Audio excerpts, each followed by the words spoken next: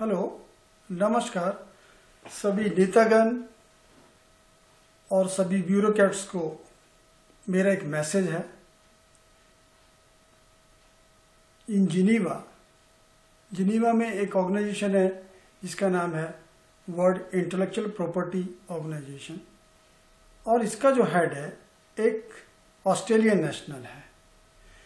Australian national 2008 में इसका director general बना और जब से वो डायरेक्टर जनरल बना है तब से इसमें काम करने वाले भारतीय समुदाय के लोग उसका टारगेट है। टारगेट कैसे हैं उसकी दो वजह रही है। जब इसको डायरेक्टर जनरल बनाने में दो इंडियंस का बहुत इंपॉर्टेंट हाथ है जिन्होंने गलत ढंग से ये सब मैनिपुलेट किया था। वो उसकी बगल में बैठे हैं और ये आदमी एक एक करके हर इंडियन को तंग कर रहा है, बाहर कर रहा है, उनको किसी तरह से भी जीने नहीं दे रहा।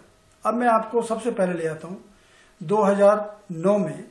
ये 2008 में डायरेक्टर जनरल बना और 2009 में जनवरी में इसने एक इंडियन को बाहर निकाल दिया। उसका एक ही कारण था क्योंकि वो इंडियन पिछले 10 साल से इस ऑर्गेनाइजेशन में टेम्परेरी कॉन्ट्रैक्ट्स पे काम करता था। उसने टाइम टाइम पर यह आवाज उठाई, भाई ऐसी क्या बात है कि सब लोगों को फिक्स टर्म परमानेंट कॉन्ट्रैक्ट्स मिल रहे हैं और हम लोगों को शॉर्ट टर्म रखा हुआ है 10 साल से। मैं उसमें अकेला नहीं था, उस टाइम करीब 200-250 लोग ऐसे थे, अलग अलग कंट्रियों के थे।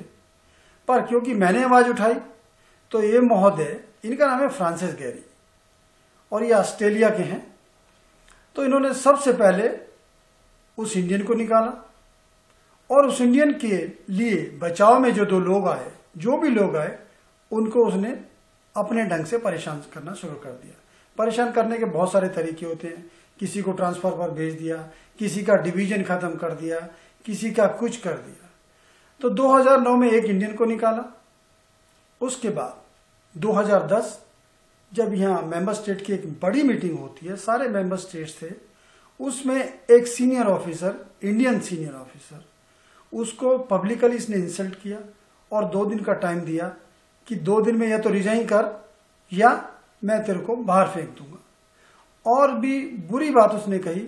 उसने कहा अब तुम्हारी जरूरत इस ऑर्गेनाइजेशन को नहीं है, तुम्हारे कंट्री में जो कॉमनवेल्थ गेम हो रहे हैं उसको इंडिया मैनेज नहीं कर पा रहा, इसलिए तुम्हारी जरूरत उस कॉमनवेल्थ गेम के लिए ज्यादा जरूरी है, हमें तुम्हारी सर्विसेज नहीं चाहिए। खैर उस टाइम कुछ अच्छे लोग जो स्टाफ एसोसिएशन में थे उन लोगों ने इमीडिएटली इंटरफियर किया और कुछ सीनियर लोग सामने आए और कुछ तरह से उनका नौकरी बचा पाए। 2002, 2009, 2010, 2011 में और लगातार एक इंडियन को और परेशानी कर रहा है पिछले 3 साल से। अब वो आदमी पिछले 3 साल से परेशान है इसकी हरकतों से, तो उस आदमी को ये चाहता है किसी ना किसी तरह बाहर फेंक दे। बहुत सारे तरीके बना रहा है क्योंकि एक ही होता है reorganisation, realignment of the organisation, strategic realignment of the organisation. इसे रीऑर्गेनाइजेशन अलाइनमेंट से कोई लेना देना नहीं है। इसने मेंबर स्टेट को धोखा दिया कि 200 लोग कम कर दूंगा। 200 लोग तो क्या कम कर पाया, लोग अपने आप ही नौकरी छोड़ के चले गए, पर उसके बजाय में 400 लोग ले आया। अब उनको पक्का करना, उनको अपनी जगह देना, इसकी सबसे बड़ी वो है। अब वो इंडियन पिछले 15 दिन से भूख हड़ताल पर है। ये कई न्यूज़पेपर जगह जगह इसका पब्लिश किया गया है। आईपी वॉच में पब्लिश किया गया, स्पाइसी आईपी में पब्लिश किया गया और एक फिक्सा ऑर्गेनाइजेशन है जो उसमें पब्लिश किया गया। और ये आदमी 15 दिन से भूख हड़ताल पर है, पर अभी तक कोई भी जिनीवा में भारत सरकार से कोई एक्शन नहीं हुआ। किसी ने उस आदमी को कांटेक्ट नहीं किया। क्या यही हम लोगों की जिम्मेदारी बनती है?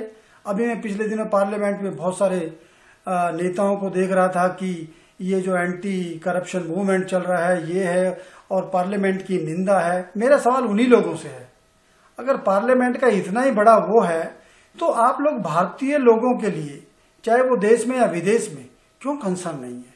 क्यों ऐसा हो रहा है कि लोग इसीलिए परेशान है? शायद ये ब्यूरोक्रेसी, क्योंकि कुछ करप्ट नेताओं की वजह से, कुछ सब नहीं तो कुछ ब्यूरोक्रेट करप्ट हो गए। अब यहाँ एक करप्ट ब्यूरोक्रेट यहाँ अंदर बैठा हुआ है, उसने अंडर द टेबल इस आदमी से हाथ मिलाया और उसको सबसे बड़ी पोजीशन दे दी। उससे पहले 2 या 3 सीनियर ऑफिसर उसमें काम करते हैं, उनको डाउनग्रेड कर दिया और वो महाशय बगल में बैठे। उनका अभी नाम नहीं लूंगा, अभी नाम लूंगा उनके, क्योंकि उनके लिंक बहुत बड़े हैं। उनका direct link prime minister office से रहा है और उनका नेटवर्क जो ब्यूरोक्रेसी और पॉलिटिक्स में बहुत बड़ा है, इसलिए उनका नाम लेना अभी उचित नहीं है, पर उनका मैं नाम लूंगा। और मैं ये उम्मीद करता हूं, मैंने सभी एमपीज को, सभी ओपोजिशन के हों या गवर्नमेंट के हों, रूलिंग पार्टी के हों, मैंने वो सब लेटर भेजे हैं, मेंबर स्टेट को भेजे हैं, पर क्यों नहीं सुनना चाहते? अभी की बात बताता हूं, बहुत सारे लोग 13-14 साल से यहाँ टेम्परेरी कॉन्ट्रैक्ट में, जो कि एकदम इलीगल है, हर तरह से इलीगल है। उसमें एक इंडियन औरत थी जो 13 साल से काम करती है, उससे जूनियर लोगों को उसका पक्का कॉन्ट्रैक्ट दे दिया, पर उसको ड्रॉप कर दिया। ये ऑस्ट्रेलियंस और इंडियन का जो राइवलरी है, ये जो ऑस्ट्रेलियन है, इनको क्यों परेशानी है इंडियन से? तो मैं भारत सरकार की ये जो पार्लियामेंट है उससे गुजारिश करता हूं, प्लीज इस मसले को देखो और जो भी अथॉरिटी जिनीवा में बिठाई है आपने, उनको बोलो उस आदमी से कांटेक्ट किया है, उसकी परेशानी क्या है, या जितने भारतीय लोग इसमें काम करते हैं उनकी क्या परेशानी है, उनसे मिला जाए। ये जो, क्योंकि अगर मिनिस्टर इनसे फीडबैक मांगता कि यहाँ क्या हो रहा है, तो रियली क्योंकि सही फीडबैक नहीं मिलता, इसलिए मेरी विनती है, प्लीज आप विक्टिम लोगों से मिलो, ना कि इनसे ब्यूरोक्रेट से और इनसे रिपोर्ट मांग ली, उनसे फीडबैक मांग ले। ये कुछ करेक्ट नहीं बताते, क्योंकि यहाँ इतना सेल्फ इंटरेस्ट का मामला है। हर आदमी अपना सब कुछ यहाँ नौकरी करने के चक्कर में कंट्री को दांव पे लगाने को तैयार बैठे हैं। उसका एक एग्जांपल दूंगा, एक एम्बेसडर थे जो 2008 में यहाँ परमानेंट रिप्रेजेंटेटिव ऑफ इंडिया थे, उनकी स्टोरी बताऊंगा, और एक टॉप ब्यूरोक्रेट हैं जो यहाँ बहुत हाई पोजीशन पर बैठे हैं, उन दोनों का बताऊंगा। मेरी पर आपसे गुजारिश है, अगर ये आदमी कल को इसको कुछ हो गया, 15 दिन से वो भूख हड़ताल पर है, लोग, उसका पर्सनल मैटर नहीं है, उसने सब लोगों का मैटर उठाया। मैंने उसकी चिट्ठी उसमें अटैच की है ईमेल में। तो मैं उम्मीद करता हूं कि भारत सरकार अगर मेरी आवाज सुनेगी या कुछ ना कुछ जरूर करेगी, इससे पहले कि कुछ और बुरा हो जाए। जय हिंद।